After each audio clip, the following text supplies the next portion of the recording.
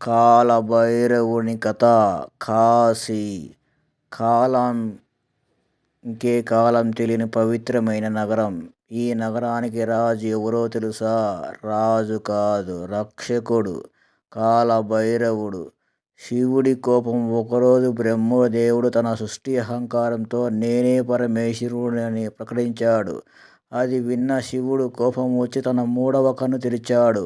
ఆ కోపాగ్నిలోంచి జన్మించిన వాడు ఉగ్రరూపంతో ఈ కాలభైరవుడు జన్మించాడు. శివుడి ఆజ్ఞ. ఆ బ్రహ్మదేవుడు అహంకారాన్ని నశింపజేయమని శివుడు ఆజ్ఞ ఇచ్చాడు.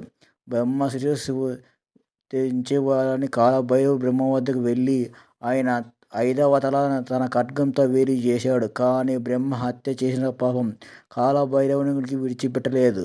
బ్రహ్మ శిరస్సును ఆయన చేతిలో అంటుకుపోయింది. పాప విమోచనం కోసం ప్రయాణం చేశాడు.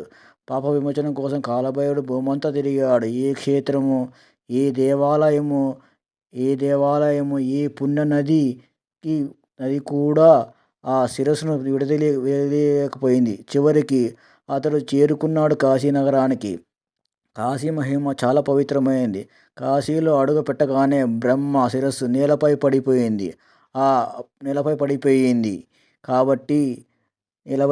కాబట్టి అప్పుడు శివుడు ప్రత్యక్షమై అన్నాడు, నీవే ఈ కాశీకి క్షేత్ర పాలకుడు. అప్పటి నుంచి కాశీలో ఎవరు అడుగుపెట్టినా ముందుగా అనుమతి ఇవ్వాల్సింది కాలభైరవుడే. కాలానికి అధిపతి కాలభైరవుడు అంటారు కాబట్టి కేవలం భయంకరమైన రూపమే కాదు, ఆయన కాలానికి అధిపతి.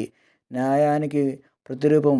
దుష్టులకు శిక్షిస్తాడు, భక్తులను రక్షిస్తాడు. నిజమైన భక్తుడు కాలభైరవుడు కాబట్టి భక్తులు రక్షిస్తాడు. కాబట్టి కాలభైరవుని అష్టకం చదువుకోవడం వలన రోజు భయాలు అని తొలగిపోతాయి. ఓం కాలభైరవాయ నమః.